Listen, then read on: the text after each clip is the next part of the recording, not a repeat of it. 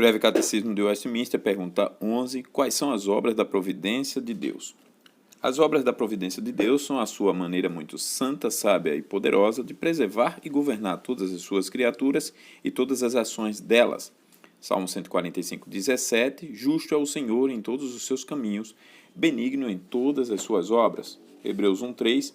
Ele que é o esplendor da glória e a expressão exata do seu ser, sustentando todas as coisas pela palavra do seu poder, depois de ter feito a purificação dos pecados, assentou-se à destra da majestade nas alturas, etc.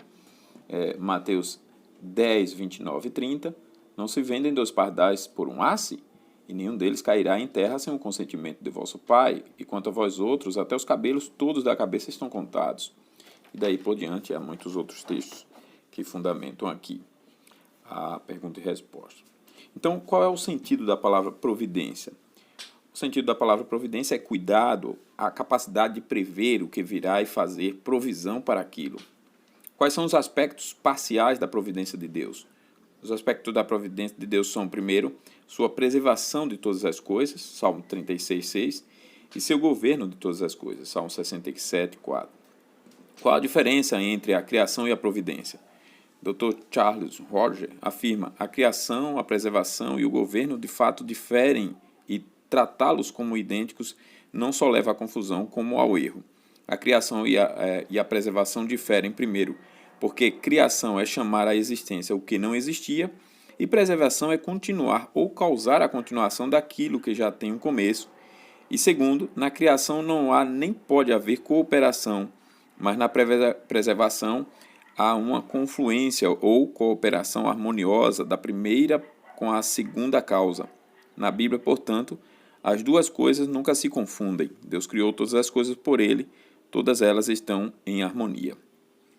Ao que se estende a providência de Deus? A todas as suas criaturas, especialmente seus filhos, às ações de suas criaturas.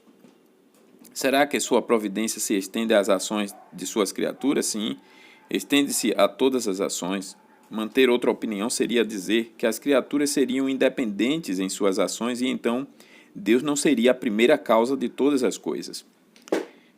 Se a providência inclui os feitos dos homens, será que isso quer dizer os feitos pecaminosos bem como os bons feitos? Sim, até os feitos pecaminosos dos homens são controlados pela providência de Deus, mas isso não o faz responsáveis por esses atos. Deus permite que os homens pequem, não permissão como se não houvesse decretado. Deus limita e refreia os homens em seus pecados. Deus dirige e dispõe os pecados dos homens para boas finalidades, além de suas próprias intenções. Isaías 10, 5 e 6, Atos 14, 16 e Salmo 76, 10. Qual é o propósito da providência de Deus? É a manifestação da própria glória de Deus.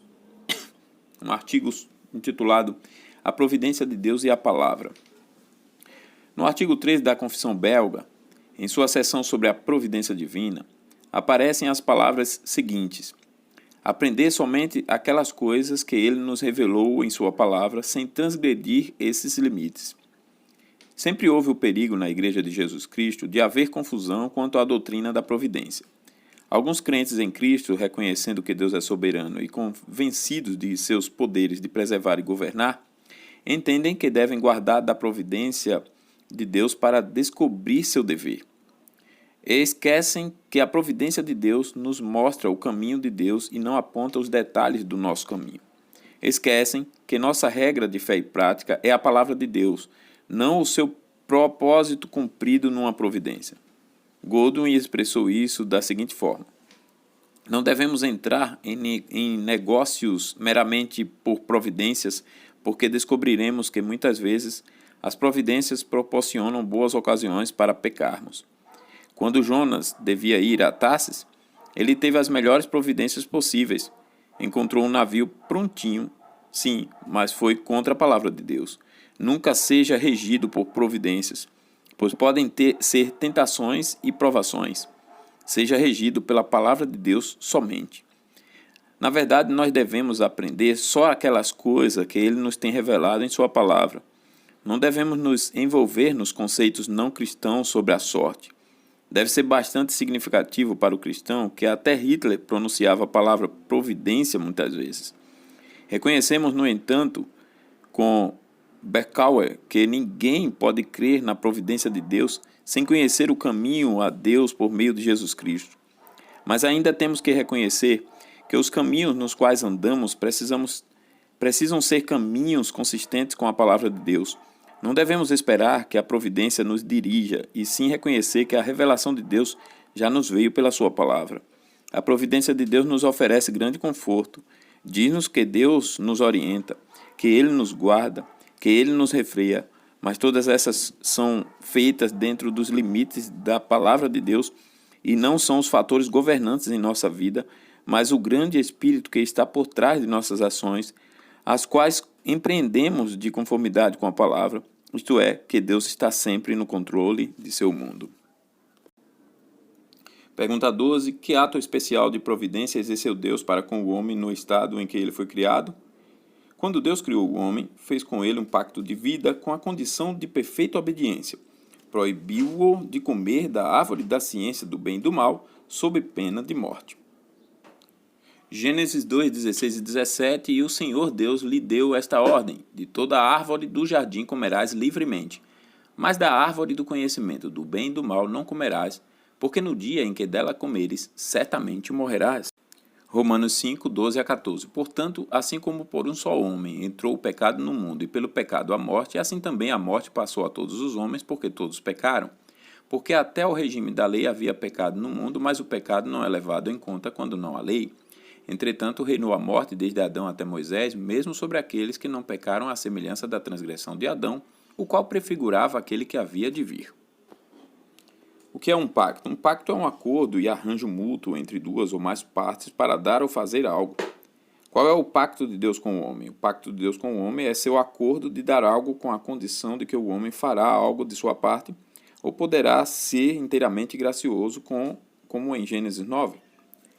Quantos pactos Deus fez com o homem? Deus fez 2 pactos principais com o homem. O primeiro pacto, o pacto das obras, e o segundo pacto, o pacto da graça. Por que foi chamado de pacto das obras? Foi chamado de pacto das obras porque foi um pacto pelo qual a raça humana poderia conseguir a vida eterna por meio das obras, isto é, pela perfeita obediência à vontade de Deus. Quem eram as partes no pacto das obras? As partes eram Deus, que estabeleceu o pacto, e Adão, o cabeça e representante de toda a raça humana. Por que Deus proibiu Adão e Eva de comerem do fruto da árvore? Ele proibiu porque era um teste de obediência à vontade de Deus. O fruto em si era bom, mas comer dele contrariaria o mandamento de Deus. Qual era a promessa e a penalidade vinculadas ao pacto das obras? A promessa era a vida eterna e a penalidade morte temporal, espiritual e eterna. O que podemos aprender desta doutrina do pacto das obras? Aprendemos que a morte eterna veio pela quebra do pacto das obras pelo primeiro Adão, e que a vida eterna vem somente pelo cumprimento do mesmo pacto pelo segundo Adão. Adão foi nosso representante no pacto das obras. Jesus Cristo é nosso representante no pacto da graça. Artigo intitulado O Instrutor de Adão. No jardim do Éden havia uma árvore. Não sabemos que espécie de árvore era, pois a história de que era uma macieira não tem na Bíblia prova nenhuma. Mas era uma árvore importante e desempenhou um papel importante num ato de providência especial de Deus. Adão estava em meio a muitos arranjos providenciais feitos para ele por Deus. Mas mesmo as coisas estando bem, mesmo tendo abundância e conforto, Deus impôs a Adão uma ordem positiva. Mas da árvore do conhecimento do bem e do mal não comerás, porque no dia em que dela comeres, certamente morrerás. Esse ato especial de providência foi o instrutor de Adão. Era para ensinar a Adão certas coisas que ele devia saber. Era para ensinar-lhe domínio próprio. Era para ensinar-lhe que, embora ele fosse senhor das criaturas, ainda assim ele era súdito de Deus. Era para ensinar-lhe que devia obedecer a Deus sem questionamento. O teste de bem ou mal é simplesmente a obediência ou desobediência à vontade de Deus. Depois de colocar Adão no jardim e dar-lhe tudo, Deus, afirma Rodger, reduziu o teste aos mais simples e mais fácil. O simples teste de uma violação pessoal da lei, um teste de obediência leal simplesmente. Adão foi reprovado no teste e Cristo veio mais tarde para fazer o que Adão deixou de fazer. Esse teste de obediência leal é o teste sob o qual estamos hoje. Se somos salvos pela graça, a palavra de Deus a nós é essa: nem todo o que me diz Senhor, Senhor entrará no reino dos céus, mas aquele que faz a vontade de meu Pai que está nos céus. Mateus 7, 21. É verdade que nossa entrada no céu não acontece por méritos nossos e sim pela graça de Deus, mas é igualmente verdade que a pessoa nascida de novo pelo Espírito de Deus será uma pessoa que ama a palavra de Deus e busca pela ajuda de Deus seguir os mandamentos dele. E ela passará no teste se ela realmente foi salva pela graça. Um bom mandamento para o cristão seguir é: portanto, quer comais, quer bebais ou façais outra coisa qualquer, fazei tudo para a glória de Deus. 1 Coríntios 10, 31. Aqui está nosso teste de obediência leal, e isso nos ensina a exercer domínio próprio. Ensina que somos súditos de Deus e que devemos obedecer a Ele e fazer tudo para a glória dele. Seja o que for que estejamos para fazer, precisamos nos perguntar: isso pode ser feito no nome do Senhor Jesus? Podemos fazê-lo agradecidamente, expressando a Deus nossa gratidão pelo privilégio e pedindo sua bênção em oração sobre a ação? Estamos, como pecadores salvos pela graça, buscando fazer a vontade de Deus em todas as coisas? Filipenses 4, 8 e 9.